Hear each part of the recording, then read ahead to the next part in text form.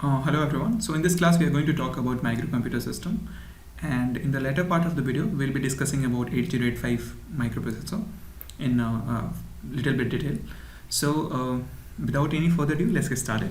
So in the previous class हमने जो करा था उसी का एक बेसिकली एक्सटेंशन है. तो इसमें हम लोग क्या देखेंगे ना, ये माइक्रो कंप्यूटर सिस्टम है. इसके जितने भी ब्लॉक्स हैं उसको हम लोग डिटेल में करेंगे. और ये जो ब्लॉक डायग्राम है ये ऑलरेडी आप लोग फेमिलियर हो इससे, ऐसा तो है नहीं, ये आप बचपन से पढ़ते आए हो, देखते आए हो.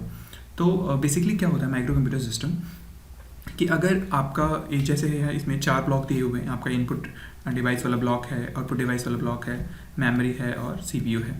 अगर इस सीपीयू को अगर हम माइक्रो प्रोसेसर से रिप्लेस कर दें, ठीक है ना, इसको अगर हम माइक्रो प्रोसेसर से अगर इसको रिप्लेस कर दें तो इसको हम लोग क्या बोलेंगे, माइक्रो कंप्यूटर बोलेंगे. ठीक है ना.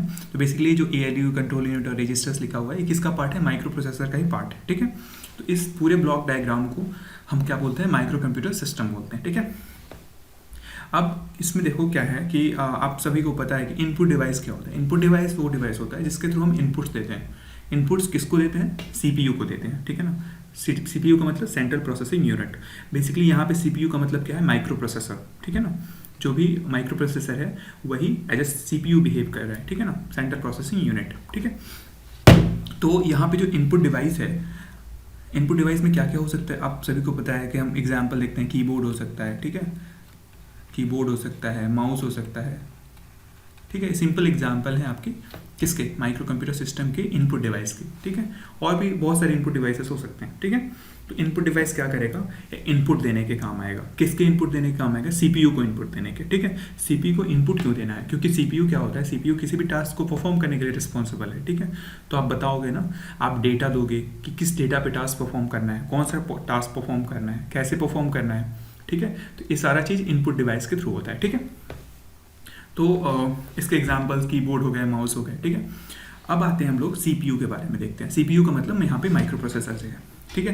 तो माइक्रो प्रोसेसर में जो सबसे पहला कंपोनेंट आपको दिख रहा है वो क्या दिख रहा है, ALU. ठीक है ना. ये सबसे पहला कंपोनेंट क्या दिख रहा है आपका, ALU दिख रहा है. अब ALU का मतलब क्या होता है, arithmetic and logic unit. Okay. अब जो अरिथमेटिक एंड लॉजिक यूनिट जो होता है इसका काम क्या होता है, जितने भी अरिथमेटिक एंड लॉजिकल ऑपरेशंस होते हैं. फॉर एग्जांपल अगर सपोज करो आपको 2 नंबर्स को ऐड करने हैं. ठीक है. तो 2 नंबर्स को ऐड करना किस में आएगा, अरिथमेटिक ऑपरेशन में आएगा. ठीक है. सपोज करो मैं बोलूँ कि ये 2 8-बिट नंबर्स हैं उनको ऐड करना है, तो एक किस ऑपरेशन में आएगा, अरिथमेटिक ऑपरेशंस में आएगा. ठीक है. तो एक कहाँ पे परफॉर्म होगा, ALU में परफॉर्म होगा. ठीक है. ऐसे ही मैं कहूँ कि 2 नंबर्स को, जैसे मान लो मैं कहूँ कि ये 2 नंबर्स हैं, सपोज करो कि 0 1 1 0 0 0 0 0. ठीक है. और दूसरा नंबर है 1 0 0 1 1 1 1 1, ऐसे है. ठीक है ना. सपोज करो 2 नंबर्स है. अब मैं कहूँ इन 2 नंबर्स को एंड करना है. एंड कौन सा एंड है, लॉजिकल एंड. आपने जो गेट पढ़ा है वो वाला एंड.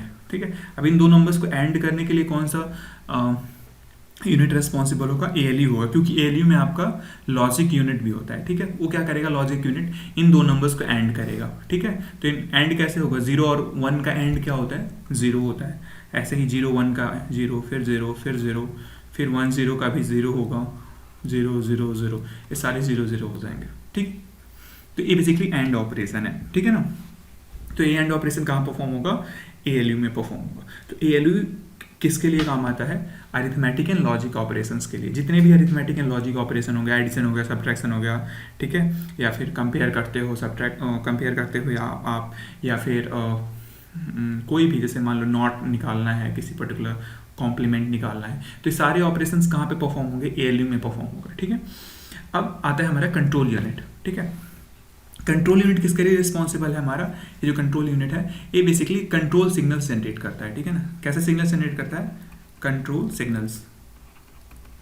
ठीक है. अब कंट्रोल सिग्नल्स का मतलब क्या होता है, सपोज करो कि हमको मेमोरी से कुछ रीड करना है, या फिर सपोज करो इनपुट से रीड करना है. ठीक है. इनपुट से रीड करने का मतलब क्या है, इनपुट से, क्योंकि इनपुट डिवाइस के थ्रू हम डेटा लेंगे ना, तो इनपुट डिवाइस को अगर हमको रीड करना है कि इनपुट पे क्या है, तो उसके लिए क्या करना पड़ेगा, एक रीड सिग्नल इनिशिएट करना पड़ेगा. ठीक है ना. रीड के लिए मतलब रिक्वेस्ट करना पड़ेगा इनपुट को ना, तो उसके लिए एक आप रीड सिग्नल इनिशिएट करोगे. नॉर्मली उसको हम ऐसे लिखते हैं RD बार. ठीक है ना. तो ये RD बार कौन जनरेट करेगा, कंट्रोल यूनिट जनरेट करेगा. ठीक है ना. ऐसे ही आपको सपोज करो कि किसी चीज़ को आउटपुट पे डिस्प्ले कराना है, तो डिस्प्ले कराना क्या है कि आउटपुट डिवाइस पे आप राइट करोगे, तो उसके लिए कौन सा सिग्नल, राइट सिग्नल जनरेट होगा. ठीक है ना, उसको डब्ल्यू आर बार, बेसिकली ये जो बार लिखा हुआ है ना, ये जैसे आपने पढ़ा होगा, दो तरीके के लॉजिक होते हैं, ठीक है ना, मतलब एक तो आपका लॉजिक 0, एक लॉजिक 1 होता है, ठीक है। तो ये जो बार है ना, मतलब ये लॉजिक 0 पे एक्टिव होगा। डब्ल्यू आर बार कब एक्टिव होगा? जब इसको 0 रिसीव होगा, ठीक है। ये क्यों होता है, कैसे होता है, इसको हम लोग बाद में देखेंगे, इसका सिग्निफिकेंस क्या है, लॉजिक 0 ही क्यों लिया यहाँ पे, ठीक है। तो लेकिन यहाँ अभी के लिए क्या है कि ये जो डब्ल्यू आर बार है किसके लिए रिस्पॉन्सिबल होगा? राइट ऑपरेशन के लिए रिस्पॉन्सिबल होगा। और ये सिग्नल जनरेट कहाँ पे होगा? कंट्रोल यूनिट पे जनरेट होगा, ठीक है। तो ये समझ में आ गया। कंट्रोल सिग्नल्स और भी बहुत डिफरेंट टाइप्स के होते हैं, उसको हम लोग माइक्रो प्रोसेसर स्पेसिफिक देखेंगे 1 by 1 करके, ठीक है। तो अभी के लिए क्या करना है कि कंट्रोल यूनिट किसके लिए रिस्पॉन्सिबल है? कंट्रोल सिग्नल जनरेट करने के लिए, ठीक है। यही जितने भी ऑपरेशंस हो रहे होते हैं उसको कंट्रोल करता है, ठीक है। अब आते हैं रजिस्टर्स पे, ठीक है ना। रजिस्टर्स आप लोग जानते हो, ठीक है। ये रजिस्टर्स वो रेजिस्टेंस वाला रजिस्टर नहीं है, ये रजिस्टर आपका डिजिटल रजिस्टर्स हैं, जो आपने फ्लिप फ्लॉप का कॉम्बिनेशन पढ़ा है कि जो रजिस्टर्स क्या होते हैं? ग्रुप ऑफ फ्लिप फ्लॉप्स होते हैं बेसिकली, ठीक है। अब जब ग्रुप ऑफ फ्लिप फ्लॉप्स होते हैं तो ये बेसिकली किसके लिए यूज होते हैं? ये आपके टेम्परेरली डेटा को होल्ड करने के लिए यूज होते हैं, ठीक है। जैसे आपको पता है कि जो रजिस्टर होगा, ये जो रजिस्टर होगा वो क्या होगा? Basically group of flip flop होगा, ठीक है। अब एक ग्रुप ऑफ फ्लिप फ्लॉप होगा तो एक ग्रुप ऑफ फ्लिप फ्लॉप क्या करेगा? ये टेम्परेरली डेटा को स्टोर करेगा। फ्लिप फ्लॉप क्या करता है? टेम्परेरली बिट्स को स्टोर करता है, ठीक है। फ्लिप फ्लॉप किससे मिलकर बना होता है? गेट से मिलकर बना होता है। गेट किससे मिलकर बना रहता है? गेट्स कैसे बनता है? हमारा ट्रांजिस्टर्स के थ्रू बनता है, ठीक है, ट्रांजिस्टर्स के थ्रू। तो ये बेसिकली लेवल ऑफ एब्स्ट्रैक्शंस हैं। सबसे ऊपर रजिस्टर हुआ, रजिस्टर किससे मिलकर बनेगा? फ्लिप फ्लॉप से। फ्लिप फ्लॉप गेट से बनता है, गेट्स किससे मिलता है? ट्रांजिस्टर से बनता है। तो इसी का जैसे हमने बोला था ना कि जैसे डिफरेंट आपके माइक्रो प्रोसेसर हैं, उनकी टेक्नोलॉजी डिफरेंट है। फॉर एग्जांपल जो आपका 8085 माइक्रो प्रोसेसर है वो एनमॉस पे बेस्ड है, तो उसमें मतलब कौन से ट्रांजिस्टर यूज हो रहे हैं? उनके एनमॉस यूज हो रहा होगा, ठीक है ना। तो उस एनमॉस से गेट बनेगा, फिर गेट से फ्लिप फ्लॉप बनेंगे, फिर फ्लिप फ्लॉप से आपका रजिस्टर बनेगा, ठीक है। तो ये बेसिक एब्स्ट्रैक्शन है कि कैसे आपका जो फ्लो होता है सिग्नल्स, ठीक है। तो रजिस्टर्स क्या करता है कि टेम्परेरली डेटा को होल्ड करता है। फॉर एग्जांपल मैंने बोला कि इन दो नंबर्स को आपको ऐड करना है, ठीक है ना। मैंने बोला कि दो नंबर्स जो थे आपको, सपोज करो इन दो नंबर्स को ऐड करना है। अब इन दोनों नंबर को ऐड करने के लिए आपको क्या करना होगा कि इनको होल्ड तो करना पड़ेगा ना कहीं पे, ठीक है। इनको होल्ड करने के लिए क्या होगा? फिर यही रजिस्टर्स होंगे, ठीक है। ये रजिस्टर्स क्या करेंगे? होल्ड करेंगे, और जब तक कि इस पर सारे ऑपरेशंस परफॉर्म ना हो जाए। तो डिफरेंट टाइप्स के रजिस्टर्स होते हैं हमारे माइक्रो प्रोसेसर में, उसको हम लोग अगेन माइक्रो प्रोसेसर स्पेसिफिक है। फॉर एग्जाम्पल 8085 में हम लोग देखेंगे जनरल पर्पज रजिस्टर्स होते हैं, स्पेशल पर्पज रजिस्टर होते हैं, ठीक है। तो डिफरेंट टाइप्स के रजिस्टर्स को हम लोग 1 by 1 करके देखेंगे, ठीक है। नेक्स्ट आता है हमारा मेमोरी, ठीक है। अब मेमोरी जो है ना, मेमोरी का काम बहुत इंपॉर्टेंट है इसमें, ठीक है। अब मेमोरी क्या है? मेमोरी को हम नॉर्मली दो पार्ट में कैटेगराइज करते हैं, ठीक है। जो इनमें दो पार्ट हैं, तो एक तो आपका सबसे पहले हम बोलते हैं उसको प्राइमरी मेमोरी, ठीक है ना, प्राइमरी, और दूसरा होता है सेकेंडरी, ठीक है। ये दो पार्ट में हम कैटेगराइज करते हैं मेमोरी को, ठीक है। अब प्राइमरी मेमोरी में आपका मेन दो मेमोरी आते हैं, आप सबको पता होगा, रैम आता है, रोम आता है, ठीक है। और सेकेंडरी मेमोरी में आपके हार्ड डिस्क ड्राइव हो गया, टेप्स हो गया, मैग्नेटिक टेप हो गया, मैग्नेटिक टेप्स, ये सब आते हैं, ठीक है। अब रैम क्या होता है? बेसिकली रैम क्या होता है आपका? रैंडम एक्सेस मेमोरी, ठीक है। इसमें ये क्या होता है? टेम्परेरली डेटा को होल्ड करने के लिए होता है। तो आपको पता ही है कि अगर आप स्विच ऑफ कर दोगे तो इसमें से पावर सप्लाई हटा दोगे तो फिर ये डेटा इरेज हो जाता है रैंडम एक्सेस मेमोरी में, ठीक है। और रोम किसके लिए रिस्पॉन्सिबल होता है? ये होता है रीड ओनली मेमोरी। तो बेसिकली ये डेटा को परमानेंटली होल्ड करता है, ठीक है। अब इसके डिफरेंट टाइप्स हैं। फॉर एग्जांपल रैम के आपके दो टाइप्स होते हैं नॉर्मली, एक तो आपका स्टैटिक होता है, एक डायनामिक रैम होता है। ऐसे ही आपका रोम के डिफरेंट टाइप है, ठीक है। पी रोम है, ई पी रोम है, ई रोम है। तो ये डिफरेंट आपके टाइप्स होते हैं रोम के भी, ठीक है। तो एक मेनली इसको बोला जाता है हम लोग प्राइमरी मेमोरी। और सेकेंडरी मेमोरी क्या होता है ना कि आपको नॉर्मली जो डेटा स्टोर करने के लिए, जैसे आपके पास बल्क डेटा है उसको स्टोर कराने के लिए हम लोग सेकेंडरी मेमोरी का यूज़ करते हैं। फॉर एग्जांपल आपके लैपटॉप्स में हार्ड डिस्क ड्राइव होता है, ठीक है ना, एसडीडी, इसको हार्ड डिस्क बोलो। हार्ड डिस्क ड्राइव तो पूरा ड्राइव ही हो जाएगा, हार्ड डिस्क इसको बोलो। तो हार्ड डिस्क क्या करता है? आपके डेटा को स्टोर करता है, ठीक है। जो बल्क डेटा होते हैं, तो वो सेकेंडरी मेमोरी है, ठीक है। अब मेमोरी भी हम लोग मेमोरी का एक अलग से यूनिट है, उसको हम लोग डिटेल में देखेंगे, ठीक है। अभी के लिए क्या है कि मेमोरी का classification primary memory, secondary memory हो गया, फिर रैम रोम हो गया अकॉर्डिंगली, फिर उसके बाद रैम रोम के एग्जाम्पल्स हो गए अगेन कि सॉरी रैम रोम के टाइप्स हो गए, उसके बाद हमारा फिर हार्ड डिस्क ड्राइव हो गया, मैग्नेटिक टेप्स हो गया, ठीक है। और भी डिफरेंट डिफरेंट टाइप्स की मेमोरी होती हैं, ठीक है। फ्लैश का आपने नाम सुना होगा, फ्लैश का, ठीक है, बहुत पॉपुलर है आजकल। और भी डिफरेंट डिफरेंट टाइप्स के होते हैं। हम जब मेमोरी यूनिट करेंगे तो इसको हम लोग डिटेल में करेंगे, ठीक है। तो अभी देखो, अब मेमोरी का काम क्या होता है। जैसे आपने क्या करा, आपको माइक्रो प्रोसेसर से बोलना है कि ये 2 नंबर्स को ऐड करना है, ठीक है। तो ये 2 नंबर्स आप जो दे रहे हो, ठीक है ना, 2 नंबर्स जो आप दे रहे हो, किसके थ्रू दोगे, इनपुट डिवाइस के थ्रू दोगे, या फिर ये हो सकता है पॉसिबिलिटी कि ये 2 नंबर्स मेमोरी में ऑलरेडी प्रेजेंट हों, ठीक है ना। मैं कहूँ कि आप 2 नंबर्स को ऐड करो, तो आप क्या करोगे, बोलोगे कि ये जो 2 नंबर्स हैं कहाँ हैं, ठीक है ना, मतलब 2 नंबर्स को देना पड़ेगा ना। तो आप एक तो दे सकते हो इनपुट डिवाइस के थ्रू, इनपुट डिवाइस आपका क्या करे, आपने एंट्री करा, मतलब कीबोर्ड से एंटर करा 2 नंबर, और फिर उसको माइक्रो प्रोसेसर ऐड करेगा और फिर आपको आउटपुट देगा। दूसरा पॉसिबिलिटी क्या है कि जो 2 नंबर्स हैं ऑलरेडी मेमोरी में थे आपके, ठीक है ना, उन दोनों नंबर्स को आपको ऐड करना है और उसके बाद आउटपुट डिवाइस पे उसको प्रोड्यूस करना है, ठीक है। तो 2 पॉसिबिलिटी हो गए। तो अकॉर्डिंगली जो मेमोरी होता है, मेमोरी में क्या होता है, हम लोग प्रोग्राम लिखते हैं, ठीक है ना। मेमोरी में मेन क्या करते हैं, हम लोग प्रोग्राम लिखते हैं, ठीक है। अब प्रोग्राम लिखते हैं, और दूसरी चीज़ क्या होती है, उसको बोलते हैं हम लोग प्रोग्राम मेमोरी, ठीक है। जहाँ पे प्रोग्राम लिखा जाता है उसको बोलते हैं प्रोग्राम मेमोरी। और एक होता है जिसको बोलते हैं हम लोग डेटा मेमोरी, जहाँ पे आप डेटा स्टोर करते हो। तो नॉर्मली हम 2 कैटेगराइजेशन इसके थ्रू भी कर सकते हैं, एक हमारा प्रोग्राम मेमोरी होता है, एक होता है डेटा मेमोरी, ठीक है। आप जो माइक्रो प्रोसेसर होता है ना, उसके 2 आर्किटेक्चर होते हैं नॉर्मली, ठीक है। आप लोग इसके बारे में पढ़ लेना डिटेल में, अगर आपको इंटरेस्ट है तो। एक्चुअली आपके सिलेबस में नहीं है अगेन, बट ये इंपॉर्टेंट हो सकता है। फॉर एग्जांपल कि जो आपका माइक्रो प्रोसेसर होगा, उस आर्किटेक्चर में 2 टाइप्स होते हैं मेन। एक तो होता है इसको वॉन न्यूमैन आर्किटेक्चर बोलते हैं, ठीक है। और दूसरा आर्किटेक्चर होता है उसको बोलते हैं हार्वर्ड आर्किटेक्चर, ठीक है। तो वॉन न्यूमैन में क्या होगा, एक ही सिंगल मेमोरी होगा, ठीक है ना। ये जो मेमोरी होगा ये आपका सिंगल मेमोरी होगा दोनों के लिए, प्रोग्राम और डेटा के लिए, ठीक है। और हार्वर्ड में क्या होगा, जो हार्वर्ड आर्किटेक्चर है उसमें क्या होगा कि दोनों डिफरेंट होंगे, ठीक है। जो हार्वर्ड आर्किटेक्चर है, यहाँ पे अगर लिख दूं मैं हार्वर्ड आर्किटेक्चर, इसमें क्या होता है आपका separate program and data memory, ठीक है। तो एक हार्वर्ड आर्किटेक्चर होता है, एक होता है वॉन न्यूमैन, ठीक है। तो वॉन न्यूमैन में कॉमन होता है दोनों, ठीक है, मतलब आपका प्रोग्राम मेमोरी और डेटा मेमोरी कॉमन होता है, ठीक है। तो मेमोरी में बेसिकली क्या करते हैं, हम प्रोग्राम लिखते हैं, और दूसरा डेटा स्टोरेज के लिए भी यूज होता है, ठीक है।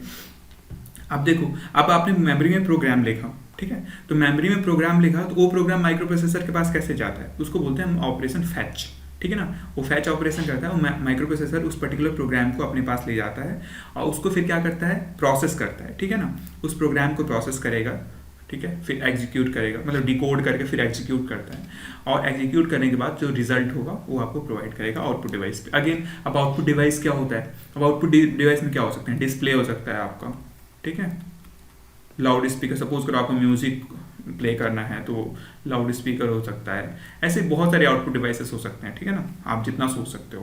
प्रिंटर हो सकता है, ठीक है, स्कैनर हो सकता है। अगेन, स्कैनर को इनपुट डिवाइस भी यूज कर सकते हो आप स्कैन करने के लिए, ठीक है। तो ये आपका बेसिक माइक्रो कंप्यूटर सिस्टम है, ठीक है। ब्रीफ में क्या है, माइक्रो कंप्यूटर सिस्टम में क्या होता है, जो माइक्रो प्रोसेसर होता है वो कैसे बिहेव करता है, सेंट्रल प्रोसेसिंग यूनिट के जैसा, ठीक है, सीपीयू के जैसा। अब सीपीयू के जो मेन कंपोनेंट्स क्या होता है, एएलयू होता है, अरिथमेटिक एंड लॉजिक यूनिट इसको बोलते हैं। दूसरा कंपोनेंट क्या होता है, कंट्रोल यूनिट होता है, जो सारे कंट्रोल सिग्नल्स जनरेट करता है, जितने भी ऑपरेशंस होते हैं उनको कंट्रोल करता है। रजिस्टर्स क्या होते हैं, जो आपका ग्रुप ऑफ फ्लिप फ्लॉप होते हैं, जो टेम्परेरी डेटा को होल्ड करते हैं, स्टोर करते हैं, उसके लिए हमारा रजिस्टर्स होता है, ठीक है। ड्यूरिंग ऑपरेशन, जो भी ऑपरेशन हो रहा होगा उस टाइम पे जो डेटा को होल्ड करेगा वो क्या करेगा, रजिस्टर्स होता है, ठीक है। डिफरेंट डिफरेंट टाइप के रजिस्टर्स होते हैं, हम लोग आगे इसको देखेंगे, ठीक है। इनपुट डिवाइस क्या करता है, वो इनपुट देता है, किसको इनपुट देता है, सीपीयू को देता है मेनली, ठीक है ना, सेंट्रल प्रोसेसिंग यूनिट को। और अकॉर्डिंगली सीपीयू उसको इनपुट को प्रोसेस करता है। कैसे प्रोसेस करता है, जो इंस्ट्रक्शन मेमोरी में आपने लिखा है उसके अकॉर्डिंग उसको प्रोसेस करेगा और फिर फाइनली रिजल्ट कहाँ देगा, आउटपुट डिवाइस पे रिजल्ट देगा, ठीक है। तो ये एक बेसिक स्ट्रक्चर है किसका, माइक्रो कंप्यूटर सिस्टम का, ओके। तो आई होप ये समझ के हो गया। नेक्स्ट हम चलते हैं इसी से रिलेटेड एक टॉपिक है, इसको बोलते हैं हम लोग, ये जो आप लोग ब्लॉक डायग्राम देख रहे हो, ये बेसिकली आपका एक कंप्यूटर सिस्टम ही इसको भी बोल सकते हो। अच्छा, इसका नाम होता है माइक्रो कंट्रोलर। माइक्रो कंट्रोलर, ठीक है। अब माइक्रो कंट्रोलर क्या होता है, देखो जो हमारा माइक्रो कंप्यूटर सिस्टम था, ठीक है, इसमें जो सीपीयू था, ये जैसे देखो आप, ये जो सीपीयू हमारा था, ये बेसिकली क्या था, माइक्रो प्रोसेसर था, ठीक है। तो माइक्रो प्रोसेसर एक यूनिट होता है, ठीक है, और उसके साथ में आपके इनपुट डिवाइस ऐड होते हैं, आउटपुट डिवाइस लगे रहते हैं, मेमोरी लगा रहता है। तो ये एक बड़े सिस्टम के लिए होता है, ठीक है ना। लेकिन सपोज करो आपको एक छोटा सिस्टम डिजाइन करना है, तो क्या होता है माइक्रो कंट्रोलर, ये इसको बोलते हैं सिस्टम ऑन चिप। मतलब इसको आप ये बोल सकते हो कि ये जो पूरा सिस्टम है ना, एक ही चिप पे होता है, इसको बोल सकते हो सिस्टम ऑन चिप। ऐसे ना इसके लिए एक टर्म यूज होता है एसओसी, ठीक है। तो बेसिकली इसमें देखो क्या है, जो माइक्रो कंट्रोलर था, माइक्रो प्रोसेसर जो था, उसमें कोई उसके साथ हम बाहर से मेमोरी, उसके अंदर कोई मेमोरी नहीं होती, देखो मेमोरी हम बाहर से लगा रहे हैं, ठीक है ना। इसके साथ और भी बहुत सारे छोटे छोटे डिवाइसेस लगते हैं, छोटे छोटे कंट्रोलर्स लगते हैं। फॉर एग्जांपल यहाँ पे कीबोर्ड कंट्रोलर लगेगा, यहाँ पे डायरेक्ट मेमोरी एक्सेस कंट्रोलर लगेगा, या फिर अदर कंट्रोलर्स भी लगते हैं इसमें, ठीक है। फॉर एग्जाम्पल इंटरप्ट कंट्रोलर लगेगा, इनपुट आउटपुट कंट्रोलर लगेगा, ये सारे कंट्रोलर्स लगते हैं। तो आप अगर कोई सिस्टम देखोगे ना, तो उसके माइक्रो प्रोसेसर ही नहीं रहता है वहाँ पे, और भी बहुत सारे आपके छोटे छोटे आईसीज रहेंगे, आपको दिखेगा वहाँ पे। लेकिन जो आपका माइक्रो कंट्रोलर होता है ना, उसमें क्या होगा कि एक ही चिप पे आपका देखो यहाँ पे रोम भी है, ठीक है, 4 किलोबाइट का रोम है, 128 बाइट का रैम भी है, ठीक है। जबकि रैम और रोम जो माइक्रो प्रोसेसर के बाहर लगता है, ठीक है ना। अगर आप माइक्रो कंप्यूटर सिस्टम देखोगे तो जो मेमोरी है वो पूरा बाहर होता है, लेकिन ऑन चिप मेमोरी देखो जो आपका एसओसी है, मतलब सिस्टम ऑन चिप है, उसमें देखो क्या है कि आपका रोम भी उसी पे है, सिस्टम उसी चिप में ही है, अंदर रैम भी उसी पे है, टाइमर भी है, आपके पोर्ट्स भी दिए हो रहे हैं, इनपुट पोर्ट आउटपुट पोर्ट, ये सारा चीज़ एक ही मतलब चिप के अंदर है, ठीक है ना। तो ये माइक्रो कंट्रोलर कहलाता है, ठीक है ना। तो ये इसका जो काम है, ये बेसिकली छोटे छोटे काम, मतलब स्मॉल टास्क के लिए यूज होता है माइक्रो कंट्रोलर, ओके। ये ध्यान में आपको रखना है। माइक्रो प्रोसेसर सिस्टम क्या होगा, जो बड़ा टास्क हो रहा होगा उसके लिए यूज होगा, जो माइक्रो कंट्रोलर होगा वो छोटे टास्क के लिए यूज हो रहा होगा, ठीक है। अब देखो आपने अभी एक लेटेस्ट न्यूज़ है, आपको बता दे रहा हूँ, ये आपके जनरल नॉलेज के लिए। अभी एप्पल जो कंपनी है, हमने डिस्कस करा था शायद फर्स्ट लेक्चर में कि डिफरेंट प्रोसेसर्स। तो अभी जो एप्पल था, नॉर्मली अपने पीसीज में ना, उसके पर्सनल कंप्यूटर्स जो आते हैं या फिर लैपटॉप्स जो आते हैं, उसमें इंटेल का प्रोसेसर यूज़ कर रहा था, ठीक है, इंटेल का।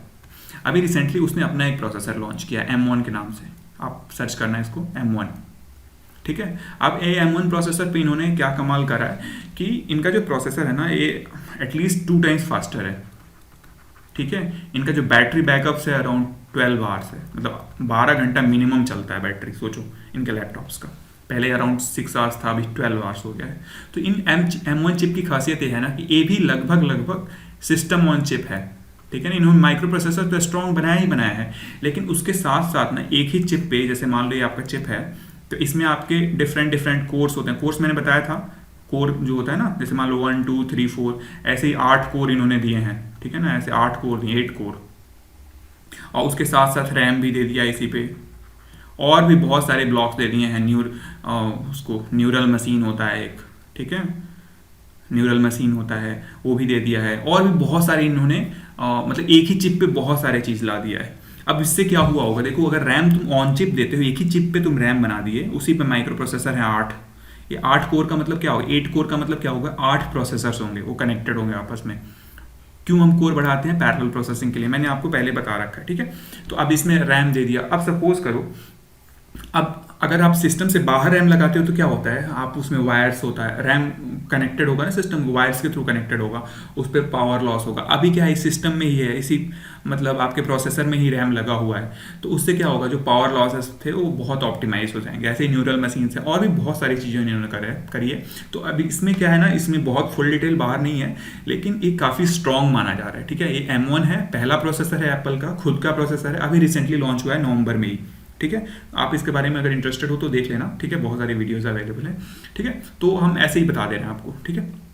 तो ये बेसिकली सिस्टम ऑन चिप का कॉन्सेप्ट है। तो जो माइक्रो कंट्रोलर होता है वो स्मॉल एप्लीकेशन के लिए, फॉर एग्जांपल मैं कहूँ कि एक आपको सिस्टम ऐसा बनाना है जो ऑटोमेटिक लाइट को कंट्रोल करे, तो उसके लिए आप माइक्रो प्रोसेसर नहीं जाओगे लेने, क्योंकि वो बहुत बड़ा हो जाएगा, फिर उसके साथ बहुत सारी चीज़ें खरीदनी पड़ेंगी। तो एक स्मॉल आपको माइक्रो कंट्रोलर की ज़रूरत पड़ेगी। तो नॉर्मली आपके इंटेल के बहुत सारे माइक्रो कंट्रोलर्स आते हैं, ठीक है। आप फाइनल ईयर में मतलब इसी साल आप लोग डिफरेंट प्रोजेक्ट्स भी इसी बेस इस पे ही करोगे, ठीक है। तो ये बेसिकली कॉन्सेप्ट है माइक्रो कंट्रोलर का। ओके, नाउ नेक्स्ट हमारा जो टॉपिक है वो आता है इसके बाद समझते हैं कि बस, हम नाम ले रहे थे ना बस का, कि बस से कनेक्टेड रहता है। फॉर एग्जाम्पल देखो हम क्या बोल रहे थे कि ये सारा ये जितने भी माइक्रो कंप्यूटर सिस्टम है उसमें बस यूज होता है, ठीक है। तो अब हम समझते हैं बस क्या होता है, ठीक है ना। तो बस क्या होता है समझने के लिए चलते हैं हम लोग। तो हम लोग चलते हैं, बात करते हैं इस बस के बारे में। नो इस बस की हम बात बिल्कुल भी नहीं कर रहे हैं, ये बस हम लोग नहीं पढ़ने वाले हैं, ठीक है ना। ये बस हमारा नहीं है, ठीक है। हम लोग किस बस की बात कर रहे हैं, हम लोग ये अपने प्यारे बस की बात कर रहे हैं, ठीक है ना। तो मेन हमारे 3 टाइप्स के बसेस होते हैं, ठीक है। तो पहला बस क्या होता है, डेटा बस, ठीक है। अब बस का मतलब क्या होता है, जो बस होता है ना, इसका मतलब होता है ग्रुप ऑफ वायर्स, ठीक है, ग्रुप ऑफ वायर्स, ठीक है ना।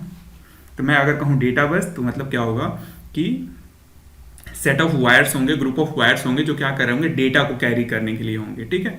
तो ऐसे ही आपका कोई भी माइक्रो कंप्यूटर सिस्टम होता है उसमें नॉर्मली 3 तरह के बसेस होते हैं।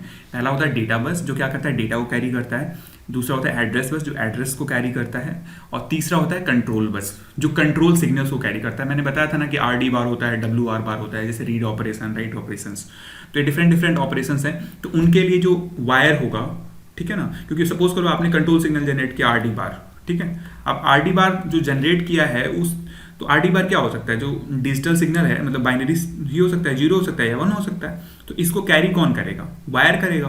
तो उसी वायर को हम लोग क्या बोलते हैं, कंट्रोल बस बोलते हैं। ऐसे ही आपका क्या होगा, एड्रेस बस। जैसे क्या होता है, डिफरेंट मेमोरी में, मतलब मेमोरी में आपके डिफरेंट एड्रेसेस होते हैं। उन एड्रेसेस को मतलब एक्नॉलेज करने के लिए, उन एड्रेस को मतलब कैरी करके वहाँ मेमोरी तक ले जाने के लिए क्या यूज होगा, एड्रेस बस यूज होगा, ठीक है ना।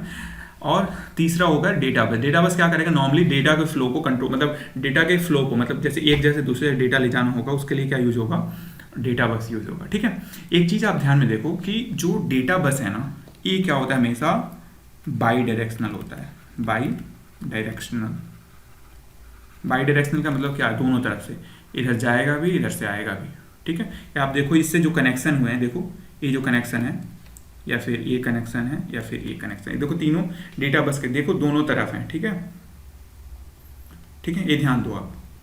जो एड्रेस बस होता है, एड्रेस बस जो होता है आपका, ठीक है, तो एड्रेस बस क्या होता है, ये यूनि डायरेक्शनल होता है हमेशा। ये क्या होता है हमारा एड्रेस बस, ये होता है यूनि डायरेक्शनल, ठीक है। अब यूनि डायरेक्शनल का मतलब क्या होगा, एक सिंगल डायरेक्शन में, ठीक है, ये ध्यान रखना है। कंट्रोल बस, देखो कंट्रोल बस क्या होगा ना, कंट्रोल बस नॉर्मली एक ही वायर होता है, ठीक है ना। जैसे मान लो एक वायर होगा, जैसे मान लो RD बार ऐसे होगा, या फिर ऐसे WR बार होता है। तो इसमें इसका कोई सिग्निफिकेंस नहीं है तुम्हारा कि बाई डायरेक्शनल है या यूनि डायरेक्शनल है, ठीक है। तो नॉर्मली आपको क्या ध्यान में रखना है, जो डेटा बस है वो क्या होता है, बाई डायरेक्शनल होता है, मतलब क्यों होता है अभी हम लोग इसको आगे देखेंगे। और एड्रेस बस क्या होता है, वो होता है यूनि डायरेक्शनल, एक ही डायरेक्शन में, ठीक है। तो ये आपको हमेशा ध्यान में रखना है, ठीक है। अब ये एड्रेस बस पे इन्होंने ये लगाया है, मेरे ख्याल से गलत है, ठीक है ना। ये यहाँ पे नहीं होगा, एक ही डायरेक्शन में होगा हमेशा, ठीक है। देखो यहाँ पे, ओके। तो ये हमारा बेसिक है बस। बस का मतलब क्या होगा, ग्रुप ऑफ वायर्स, ठीक है ना। ऐसे बहुत सारे, जैसे मान लो मैं कहूँ 8 बिट का है तो ऐसे 8 वायर होंगे आपके, 8 वायर्स होंगे, ठीक है ना, ऐसे करके। ये इसी को हम लोग क्या बोलते हैं, बस बोलते हैं, ठीक है ना।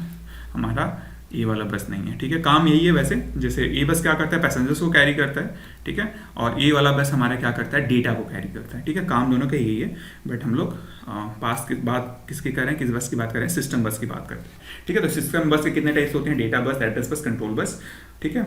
डेटा बस क्या होता है, बाई डायरेक्शनल होता है। एड्रेस बस क्या होता है, यूनि डायरेक्शनल होता है, ठीक है। ये ध्यान में रखना है आपको, ओके। अब चलते हैं हम लोग नेक्स्ट टॉपिक पे।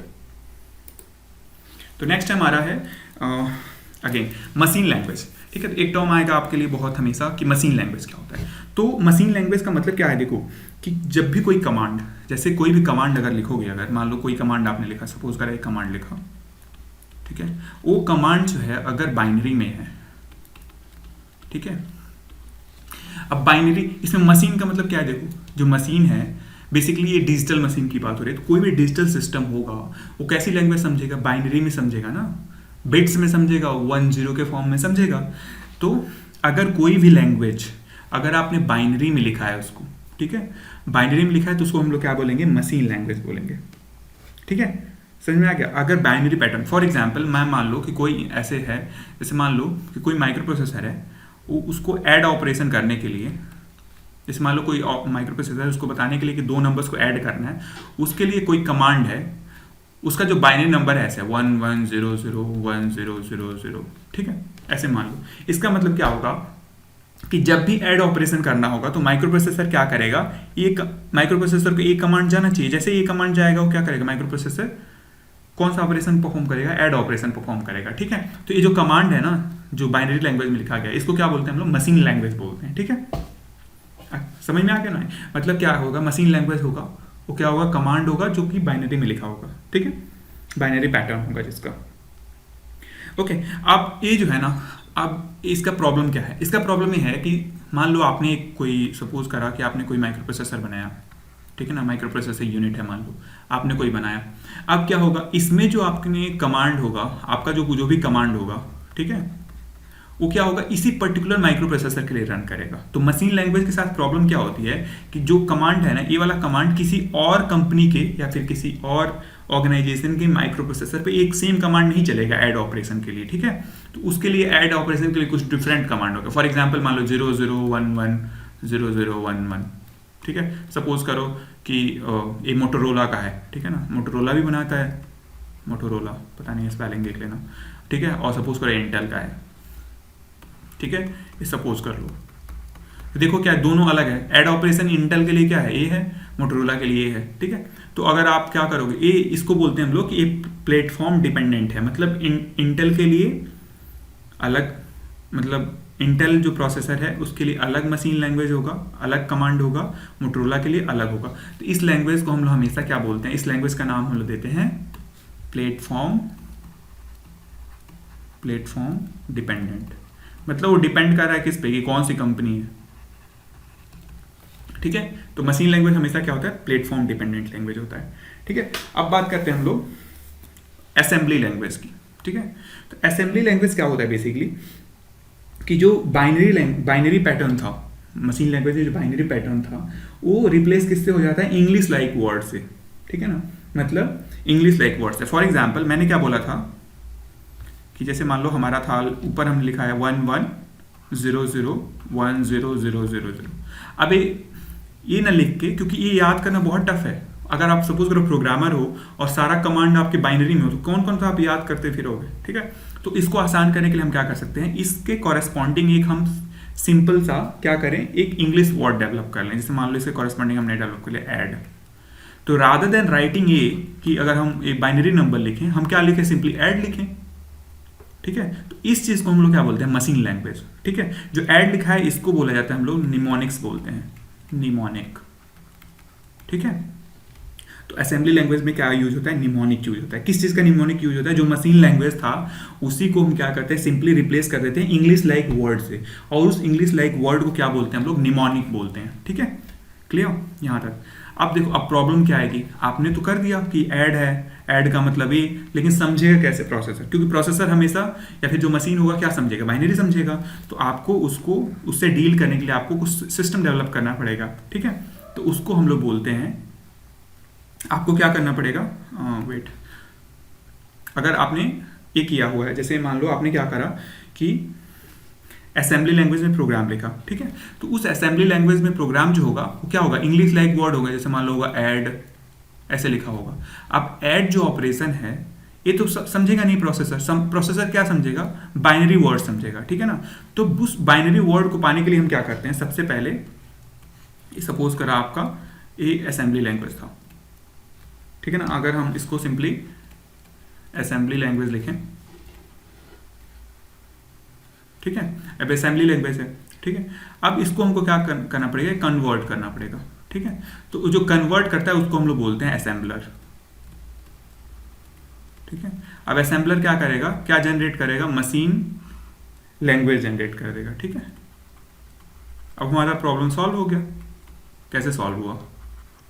देखो, हमने क्या करा, हमने अपनी ईज के लिए, मतलब हम आसान रहे उसके लिए हमने क्या करा, असेंबली लैंग्वेज में प्रोग्राम लिखा। ठीक है, तो असेंबली लैंग्वेज में प्रोग्राम कैसे होगा, ऐड होगा, ऐसे सबट्रैक्ट के लिए सब होगा, ठीक है, कॉपी के लिए ऐसे मूव होगा, सपोज करो मूव करने के लिए नंबर्स को एमओ भी होगा, ऐसे करके।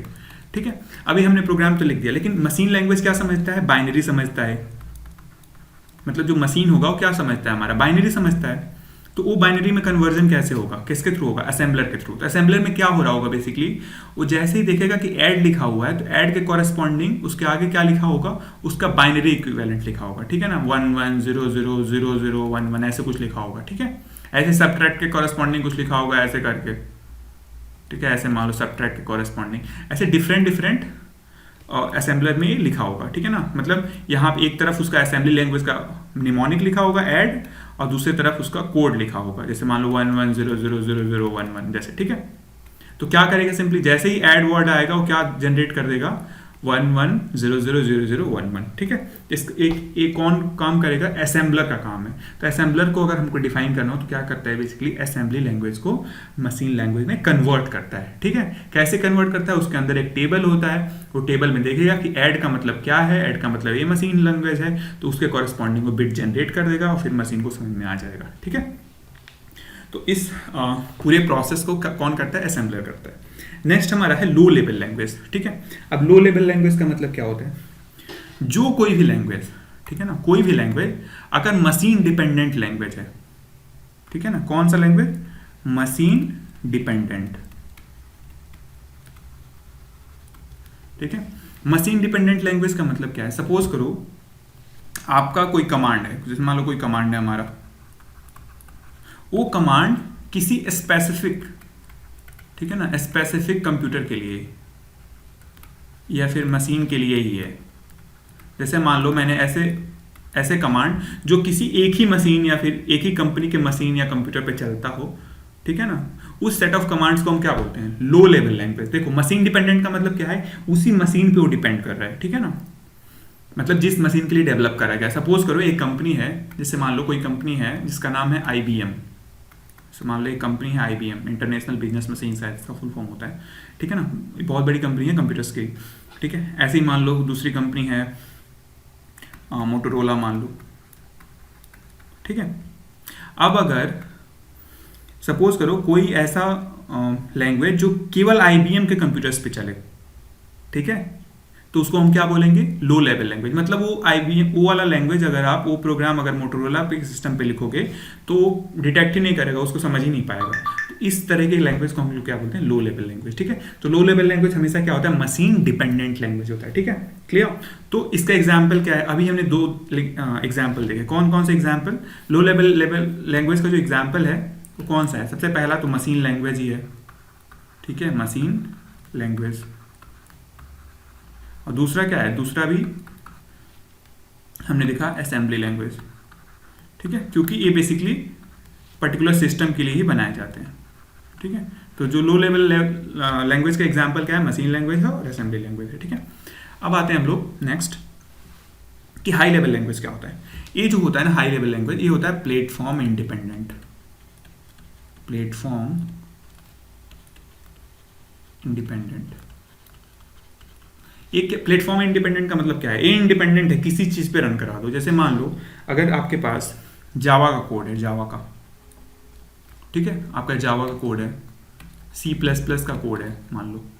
अभी ठीक है, ऐसे बहुत सारे जो लैंग्वेजेस होते हैं हाई लेवल, उनके अगर कोड्स हैं, आप किसी भी मशीन पे, चाहे IBM का मशीन हो, चाहे आपका मोटोरोला का हो, किसी भी मशीन पे आप रन करा सकते हो। ठीक है ना, सेम कोड सेम प्रोग्राम आपके किसी भी मशीन पे रन कर जाएगा। ठीक है ना, तो एग्जाम्पल हैं इसके जावा, C++, ये सारे। ठीक है, अब हम आते हैं कि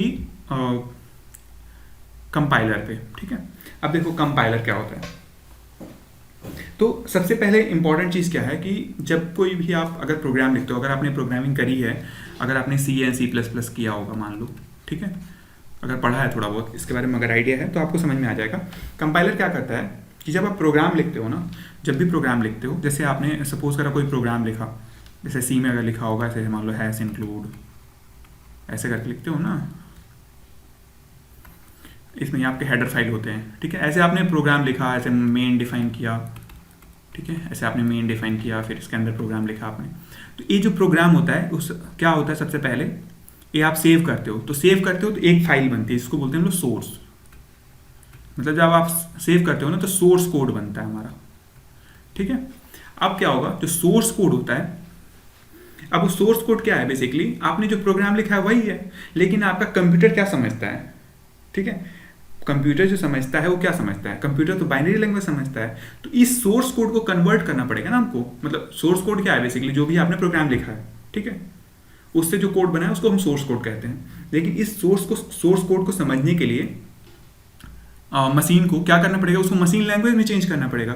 तो इस सोर्स कोड को चेंज किया जाता है किसमें, ऑब्जेक्ट कोड में, ठीक है, ऑब्जेक्ट कोड, ठीक है। तो इस प्रोसेस को कौन करता है, कंपाइलर करता है, ठीक है।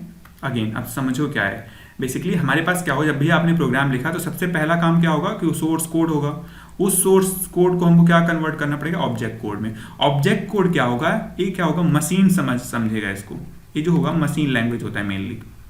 मतलब मशीन लैंग्वेज का मतलब क्या होगा कि 1-0 का फॉर्म में होगा, बाइनरी फॉर्म में, बाइनरी पैटर्न में होगा, ठीक है। जो सोर्स कोड होगा ये तो आपका आप जो समझने वाला, जैसे मान लो आपने ऐसे लिख दिया हैश मेन ऐसे करके, और एडिशन के लिए आपने जैसे मान 2 नंबर को ऐड करना है तो आपने लिख दिया ऐड, या फिर सम, या फिर साइन लगा दिया सिंपली प्लस माइनस मल्टीप्लिकेशन ऐसे करके, ठीक है। लेकिन इस सिस्टम को कैसे समझ, जो आपका मशीन है ये कैसे समझेगा, उसको कन्वर्ट करना पड़ेगा। और वो जो कन्वर्जन था सोर्स कोड से ऑब्जेक्ट कोड में, ये कौन कन्वर्ट करेगा, कंपाइलर करेगा, ठीक है। तो अगर देखो, अगर सपोज करो आपने कोई प्रोग्राम लिखा है, ये आपका सपोज करो कि आपने प्रोग्राम लिखा है, ऐसे ये प्रोग्राम है आपके, ठीक है, ये पूरा प्रोग्राम है। अगर ये पूरा का पूरा प्रोग्राम एक साथ, इस पूरे प्रोग्राम का एक साथ का सोर्स कोड ऑटोमेटिकली, मतलब पूरा का पूरा जो सोर्स कोड है ये ऑब्जेक्ट कोड में एक साथ ट्रांसलेट हो जाता है, तो वो काम करता है कंपाइलर, ठीक है। मतलब क्या है कि जैसे आपने ये प्रोग्राम लिखा, इससे object code source code generate हुआ, और इस सोर्स कोड को पूरे प्रोग्राम का जो सोर्स कोड है वो डायरेक्टली ट्रांसलेट हो गया ऑब्जेक्ट कोड में। तो वो कौन काम कर रहा होगा, वो कंपाइलर करेगा, तभी होगा। इंटरप्रेटर क्या करता है कि लाइन बाय लाइन करता है कन्वर्जन, ठीक है। जैसे आपने प्रोग्राम लिखा, एक लाइन लिखा, तो उसका क्या होगा, सिंपली सोर्स कोड किस में कन्वर्ट हो जाएगा, ऑब्जेक्ट कोड में। कौन कर रहा होगा, ये इंटरप्रेटर कर रहा होगा, ठीक है। दूसरा लाइन लिखा, फिर दूसरे का कन्वर्ट होगा। तो जो लाइन बाय लाइन कन्वर्जन है from source code to object code, ये कौन परफॉर्म करेगा, इंटरप्रेटर करेगा। कंपाइलर क्या करेगा, कंप्लीट जो प्रोग्राम है, ठीक है ना, पूरा जो प्रोग्राम है उसका वो कन्वर्जन करेगा from source code to object code, ठीक है। तो ये सिंपल आपका डेफिनेशन है किसका कंपाइलर और इंटरप्रेटर का, ठीक है। नेक्स्ट हम चलते हैं, अब आते हैं हम लोग, ये हमारा बेसिक था, ठीक है। इसमें कुछ अगर छूट गया होगा या फिर ये होगा तो आप लोग हमको बता देना, हम उसको एक्सप्लेन कर देंगे, ठीक है। बट अभी तक यहाँ तक हमने लगभग जितने बेसिक थे वो देख लिए, ठीक है। नेक्स्ट हम लोग आज स्टार्ट करते हैं ना, थोड़ा सा इसमें देखेंगे हम लोग 8085 माइक्रो प्रोसेसर के बारे में, ठीक है। तो सबसे पहले देखो, हमको 8085 डिटेल में पढ़ना है, ठीक है, इसको मास्टरी करनी है।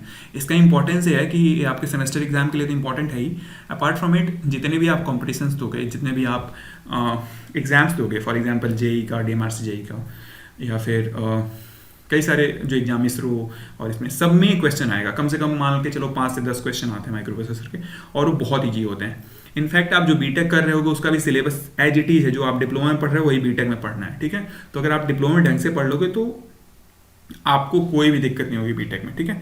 तो इसलिए ये सब्जेक्ट इंपॉर्टेंट है और बहुत ईजी सब्जेक्ट है, ठीक है। इंटरेस्टिंग भी है अगर आप इसको बनाना चाहो तो, ठीक है। इसको आप अच्छे से करना है, ठीक है। तो ये टॉपिक हमको बहुत अच्छे से करना है, यहाँ से हम लोग का असली जो मेन टॉपिक है वो स्टार्ट हो रहा है, ठीक है। तो लेट्स स्टार्ट विद इट, कि हमारा सबसे पहले हमको 8085 पढ़ना है। ये कौन बनाया है, कंपनी आपको पहले से हमने बता रखा है, कौन सी कंपनी है, इंटेल ने, इंटेल कॉर्पोरेशन, इंटेल कॉर्प, ठीक है, इंटेल कॉर्प ने बनाया, ठीक है। ये 1970 से लेके 1980 वाले पीरियड के बीच में डेवलप हुआ, ठीक है। एक किस बेस पे, कौन सी टेक्नोलॉजी है इसकी बताओ, इसकी टेक्नोलॉजी है NMOS, ठीक है ना, NMOS, ठीक है ना, मतलब क्या है, N channel MOSFET, N channel MOSFET, ठीक है। तीसरा, कितने बिट का प्रोसेसर है? 8 बिट का प्रोसेसर है, ठीक है। चौथा क्या है हमारा इसमें कि जो इससे पहले वाला प्रोसेसर था ना, इससे पहले कौन सा प्रोसेसर था? 8080, ठीक है। अब जो 8080 प्रोसेसर है ना, इसके जो सारे इंस्ट्रक्शंस हैं वो 8085 में भी है, ठीक है। मतलब 8085 के जो इंस्ट्रक्शंस हैं वो सारे के सारे अवेलेबल किस में थे? 8080 में अवेलेबल थे, लेकिन इसमें 2 इंस्ट्रक्शन और ऐड हो गए। मतलब 8080 में 2 इंस्ट्रक्शन, एक रिम और दूसरा सिम, ठीक है। मतलब जितने 8080 के इंस्ट्रक्शंस थे उसमें आप रिम इंस्ट्रक्शन और सिम इंस्ट्रक्शन, ये 2 इंस्ट्रक्शन ऐड कर दोगे तो टोटल जो 8085 का इंस्ट्रक्शन हो जाएगा इसमें, ठीक है। ये ध्यान में रखना है आपको, ठीक है। मतलब दोनों में कॉमन है इंस्ट्रक्शन। अब देखो, ये हमारा बेसिक ये होता है, ठीक है। अब 8 बिट का प्रोसेसर है, मैंने बताया था 8 बिट का प्रोसेसर का मतलब क्या होता है। ALU साइज कितना होगा इसका? ALU साइज ये कितने बिट का होगा? ये होगा 8 बिट का, ठीक है। तो ALU का साइज होगा 8 बिट इसके लिए, ठीक है। अब जो दूसरा इंपॉर्टेंट चीज़ है, ठीक है। अब मैं कहूँ कि अगर मान लो कि कोई भी माइक्रो प्रोसेसर है, उसकी स्पीड हम कैसे चेक करेंगे? तो स्पीड के लिए आपके पास जो भी स्पीड होता है ना, ठीक है, स्पीड जो होता है वो 2 पैरामीटर्स पे डिपेंड करता है नॉर्मली। वैसे तो बहुत सारे पैरामीटर्स और भी हो सकते हैं, बट नॉर्मली अगर आप देखोगे ना, स्पीड 2 पैरामीटर्स। पहला, सबसे पहला क्या है कि जो किसके प्रोपोर्शनल होता है? फ्रीक्वेंसी के। फ्रीक्वेंसी मतलब कौन सी? क्लॉक वाली, ठीक है। और दूसरा क्या किसके प्रोपोर्शनल होता है? कि size of ALU, size of ALU मतलब जो माइक्रो प्रोसेसर का आपका साइज है, ठीक है। तो ये 2 चीज़ है। मतलब अगर आपको जज करना हो माइक्रो प्रोसेसर को कितना फास्ट है, तो आप क्या देख सकते हो? Clock speed. इसीलिए मैंने आपको असाइनमेंट में दिया था कि आपके जो फ़ोन में प्रोसेसर लगा है उसकी क्लॉक स्पीड कितनी है। तो अगर सपोज करो किसी के फ़ोन का, सपोज करो कि किसी के फ़ोन का क्लॉक स्पीड है 2 GHz, ठीक है, और किसी का 2.4 GHz, तो ऑब्वियसली 2.4 वाला विनर है, उसका स्पीड, उसका प्रोसेसर का स्पीड ज़्यादा होगा, ठीक है। तो ये ध्यान में रखना है आपको। स्पीड जो होती है नॉर्मली 2 पैरामीटर्स पे, और भी अधिक पैरामीटर हो सकते हैं। फॉर एग्जांपल, आप अगर सपोज करो कि मल्टीटास्किंग कर रहे हो तो उसमें क्या इंपॉर्टेंट एक चीज़ आ जाएगा, मैंने आपको बताया था, core, number of course important हो जाएगा। जैसे आप मल्टीटास्किंग कर रहे हो तो अगर सपोज करो किसी में 16 कोर्स हैं, 16 कोर का मतलब उसमें 16 प्रोसेसर लगे होंगे, ठीक है। तो वो काम जल्दी करेगा compare to 8 core processor, right. तो ये ध्यान रखना है आपको। और भी स्पीड के पैरामीटर्स हैं, बट 2 मेन पैरामीटर्स हैं, वो क्या है? फ्रीक्वेंसी और साइज ऑफ ALU, ठीक है। ये 2 चीज़ बहुत इंपॉर्टेंट है। तो हम लोग जो 8085 प्रोसेसर में पढ़ेंगे आगे, जो अगले लेक्चर में देखेंगे, वो क्या देखेंगे देख लो। तो हम सबसे पहले देखेंगे ना इसका आर्किटेक्चर ऑफ 8085, ठीक है। नेक्स्ट लेक्चर में देखें। इसको हम 2 पार्ट में डिवाइड करते हैं। फर्स्ट जो पार्ट है उसको बोलते हैं हम लोग एक्सटर्नल आर्किटेक्चर, और दूसरा जो है वो है इंटरनल आर्किटेक्चर, ठीक है। हर साल इन दोनों में से एक पे क्वेश्चन आना कंपलसरी है, हर साल आता है, ठीक है। तो ये ध्यान रखना है आपको। External architecture mainly pin diagram का मतलब है, पिन डायग्राम, ठीक है। तो नॉर्मली आपका इसमें कितने पिन्स होते हैं? ये 40 पिन की आईसी होती है, 40 पिन की। जो 8085 है कितने पिन की आईसी है? 40 पिन का। ये कैसे अरेंज होते हैं? उसको बोलते हैं डुअल इनलाइन पैकेज, डिप, ठीक है। मतलब डिप का मतलब क्या होता है? जैसे मान लो ये प्रोसेसर है आपका, सॉरी, ठीक है।